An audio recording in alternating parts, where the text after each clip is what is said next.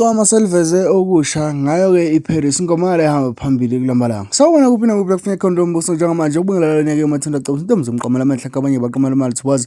Kanti ngathi ngobusuku lakho lokuqala la ngicotha wenza ukulungela press subscribe button share print comment okhuluna nakho wonke ungakhohlwa ukulike.